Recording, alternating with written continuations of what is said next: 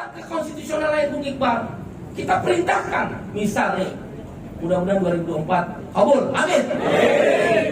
Nanya nih partai buruh saudara, siapa yang ngurusin upah lu? Kagak ada. Tunjukin sama gue partai agama manapun. Ayo tunjukin partai agama yang katanya bayarlah upah buruh sebelum keringat. Padahal mereka tahu benar itu. Dan konsep zakat adalah tentang konsep orang kaya membantu orang miskin. Itulah kenapa Allah dalam agama Islam, saya yakin agama-agama lain pun mengajarkan tentang itu. Itu adalah tentang orang kaya. Wajib sebagian hartanya bukan miliknya, tapi sebagian harta yang dititipkan kepadanya, kemudian dia keluarkan dalam konsep yang kita kenal zakat, infak, dan sedekah. Harusnya dia akan mendeklarasikan jihad. Omnibus Law itu haknya jihad oleh partai agama. Langkah yang kedua setelah walkout, dia akan minta memanggil Presiden Republik Indonesia. Kalau kamu DPR, kalau kamu DPRD, DPR bisa manggil Presiden, bukan Menteri. Menteri mah bukan levelnya DPR. Konstitusi kita trias politika memberikan ruang yang disebut hak interpelasi, memanggil Presiden. Dan kamu boleh tolak kalau Menteri yang datang, Presiden tidak datang. Itu dilindungi oleh Undang-Undang Dasar 1945 yang disebut hak interpelasi. Kalau gubernur, kayak kemarin beberapa gubernur nggak naikin upah, kalau ada fraksi partai buruh, kamu bisa panggil gubernur. Dan kamu bisa minta naik satu tingkat lagi. Kita bisa menggunakan hak angket. Hak angket itu misalnya, misal gini, gubernur nggak naikin upah. Fraksi partai buruh, panggil gubernur. Pertama, interpelasi dulu, hak bertanya. Tanya bla bla bla bla, pasti ada yang janggal. Pasti ada yang janggal. Pertanyaan saya sederhana aja. Tadi kita ajarin fraksi partai buruh. Saudara gubernur, saudara tidak menaikkan upah minimum.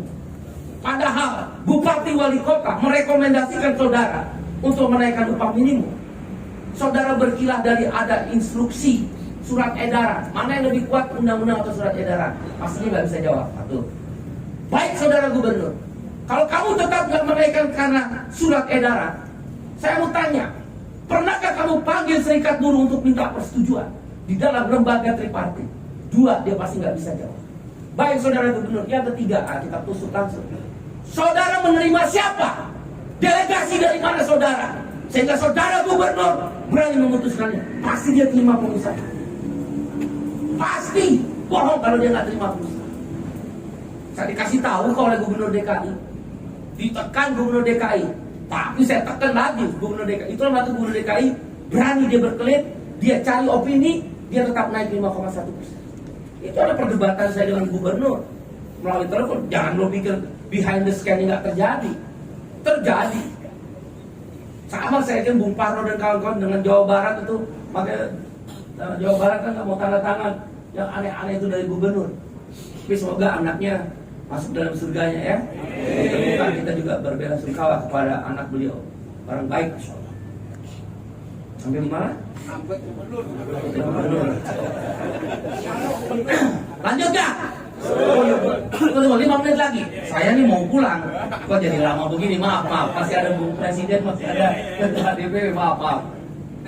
Gak harus ada saya ketemu. Jujur no, Dek. Ini tentang omnibus. Sore ini saya harus ketemu 2 orang yang sangat menentukan sama Bung AGN. Dan sorenya akan terjadi debat dan diskusi yang tajam. Kalau gagal, saya akan umumkan kami akan mogok nasional. Tapi kalau ada sela-sela kompromi, sela-sela diskusi, dan tadi gue lapor sama Presiden SPMI, ya, saya lapor dengan Ketua DPW, sama semuanya saya lapor, baru nanti kita diskusi. Presiden partai masih lurus.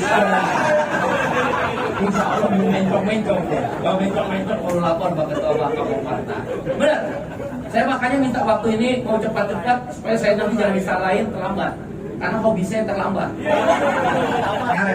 Ngaret terus, tapi ada yang urus. Bukan kayak Pujo, lambat nggak jelas dia kemana, ke rumah 1 ke rumah 2. Kan, maaf Pak. Itu benar Pak. Benar itu. Jadi saya lanjutkan ya saudara. Pasti gubernur dia akan kalang kabut. Baru yang tempat kita tusuk. Oke, tidak naik upah buruh. Kami minta semua pejabat negara periksa pajak, nyerabung, terkaing-kaing, geper-geper dia. Kalau kita punya fraksi. Saudara, akhirnya saya mau katakan sebelum saya akhiri, Omnibus Law adalah puncak kekalahan kita. Outsourcing seumur hidup. Kamu rasain kan upah nggak naik 3 tahun?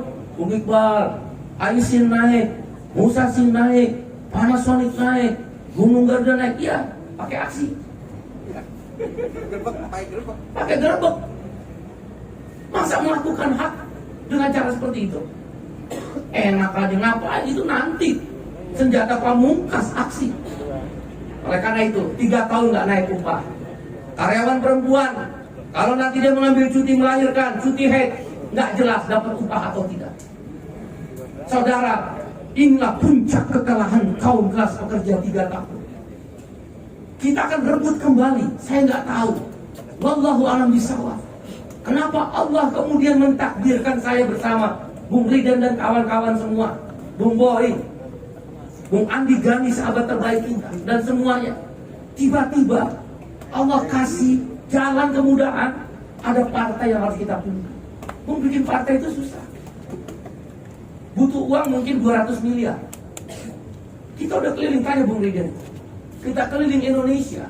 Untuk keliling Indonesia, kamu nggak cukup 50 miliar. Apalagi kalau ada konsolidasi itu bisa 100 miliar. Ngumpulin orang tuh nggak gampang. Kita diberi kemudahan. Kok dengan adanya Omnibus Law, dengan izin Allah, kok tiba-tiba ada partai sebagai alat politik? Dan begitu mau pemilu, partai udah selesai, partai buruh. Terus, terima kasih pada kamu semua, khususnya Bekasi, Kerawang, Purwakarta, Subang, Bandung Raya, Cirebon, Indramayu, terima kasih. Beri aplaus buat kita semua, Anda luar biasa. Hari dari kemarin itu kilas balik. Makasih semua ya. Makasih kok. Itu kilas balik. Orang nggak nyangka kaum proletar bantu itu. Dan saya tahu itu kalau kamu nggak di luar, makanya ini pelajaran buat kita, garda meta. Dari dulu kan yang menghalau itu harusnya garda meta. Nggak boleh kita serahkan pada polisi. Berikutnya harus garda meta. Itu di luar-luar banyak. Itu kalau masuk, itu penuh sebenarnya. Itu baru 3/4 aja. 4 stadion, itu udah gemetar. Media-media internasional itu memuat berita tentang kebangkitan kaum kelas. 21 Juli, gara-gara May Day, insya Allah saya sebagai presiden Partai Buruh diundang oleh seorang namanya James Castle. James Castle ini satu lembaga yang memimpin satu lembaga konsultan bisnis sekaligus konsultan politik. Jadi dia bisnis dan politik. Karena kalau orang bisnis multinasional company pasti ada politik. Dia nggak mau bisnis di politik yang tidak stabil. Dia mengundang 100 CEO tingkat dunia. Tapi karena dia beroperasi di Asia Pasifik, tidak seluruh dunia, 100 CEO se-Asia Pasifik, ada Sinarmas, ada British Petroleum, ada Standard Chartered internasional maupun multinasional itu yang gede-gede, Astra Argo dan sebagainya. Dia mengundang saya untuk bicara di depan 100 CEO. Saya tanya, mau ngomong apa? Saya tanya, mau ngomong apa? Para pebisnis dunia ini mau tahu tentang partai. Ini artinya, saudara, kalau dihitung apa? The sleeping giant is wake up. Apa artinya? Raksasa yang sedang tidur sedang akan bangun kembali. We are the working class. Kami kelas pekerja. Enggak mungkin lembaga sekelas tingkat dunia undang partai buruh yang belum juga lolos verifikasi, belum juga pasti menang. Kalau dia udah nggak ngitung, dia udah pakai ilmu peramalan secara statistik. Dia udah hitung kebangkitan kita. Saudara, orang lain aja ngitung kamu. Orang lain tuh ngitung kamu, bukan saya. Apa arti seorang Iqbal ini? Apa arti Riden, Parno dan sebagainya? Kamu yang May Day kemarin telah bangkit melawan. Oleh karena itu, saudara, orang lain menghitung 100 CEO tingkat dunia. Bukan perusahaan abal-abal yang punya Pak Pujo itu.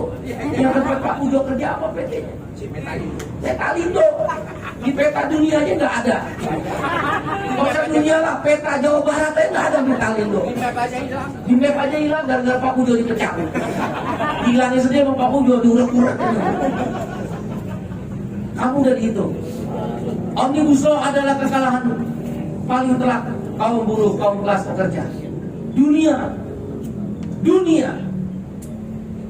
Sekarang terjadi perubahan. Karena saya bilang kan 3 tahun terakhir partai konservatif, wallahu a'lam bishawab. 6 bulan yang lalu Norwegia partai buruhnya menang kembali. Padahal udah 20 tahun selalu kalah. 6 bulan yang lalu menang. 1 tahun yang lalu Pedro Castello di Peru menang partai buruhnya. 6 bulan yang lalu juga di Chili Boric menang partai buruhnya. Antonio Albanese yang baru datang ke Indonesia kemarin partai buruhnya di Australia menang. Setelah 15 tahun selalu kalah. Di Brazil, Lula da Silva, mantan presiden Brazil, itu baru keluar dari penjara karena Lula dituduh korupsi. Lula dan partai buruhnya Libertadores, dia akan Trabalhadores, partai buruh, dia akan ikut tahun depan maju sebagai calon presiden dan juga partai buruhnya maju kembali. Lembaga survei di Brazil sudah menghitung Lula menang 70%. Inggris tahun depan juga akan ada pemilu. Lembaga survei Inggris sudah menghitung di atas 50% rakyat Inggris akan memilih partai buruh kembali berkuasa di Inggris. Saudara, persaksikan, kamu menjadi bagian penting. Kamu akan menorehkan tinta sejarahmu. Kamu akan mengangkat nasib, harkat, martabat, kemuliaan anak-anakmu untuk ke depan. Allahu Akbar. Dan kamu akan menjadi bagian penting di dalam sejarah Republik ini.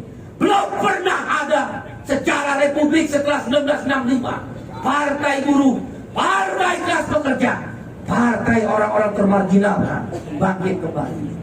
Melihat sejarah negara-negara lain, ishadu, terus berdoa kepada Allah, meminta kepada Tuhan.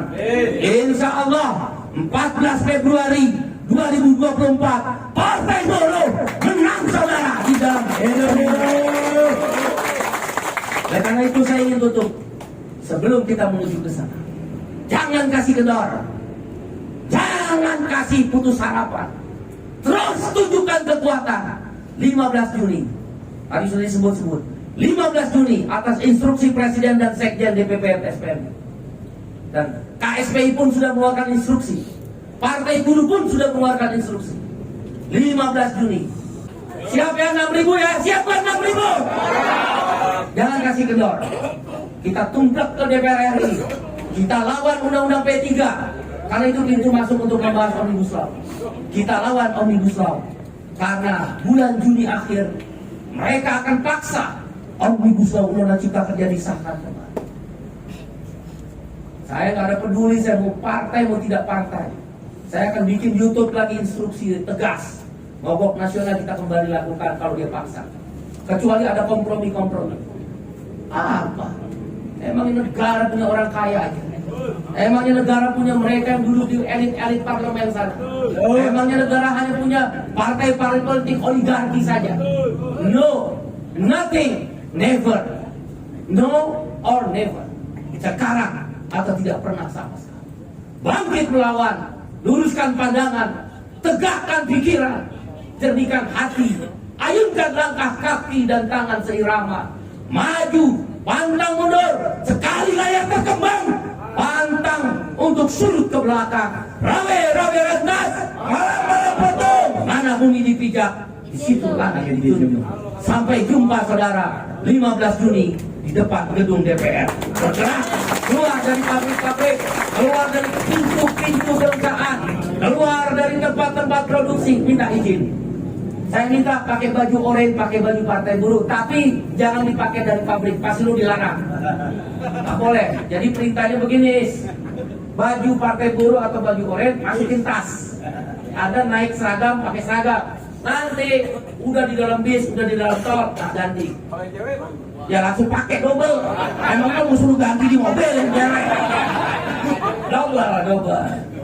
Ya, karena kalau pakai instruksi gitu dilarang kata Bung Bais. Ya jangan. Gak apa-apa nih strategi, memang nggak boleh jam kerja. Tapi Anda siapin, taruh di tas. Kita tunjukkan, orange-kan Jakarta 15 Juni. Saudara, sampai jumpa di ladang perlawanan dan perjuangan, medan untuk menegakkan keadilan. Sekali layar terkembang, pantang surut untuk ke belakang. Saudara, Partai Buruh, selamat bekerja. Partai Buruh, Partai Buruh. Terima kasih, saya mohon pamit. Kebenaran datang dari Allah, kesalahan datang saya pribadi. Mohon maaf kalau bila ada yang tidak salah, tidak benar dan salah. Dan terus lakukan konsolidasi. Keren, pokoknya, keren, pokoknya top, keren, pokoknya masuk surga. Ya, aplaus bagi Iqbal.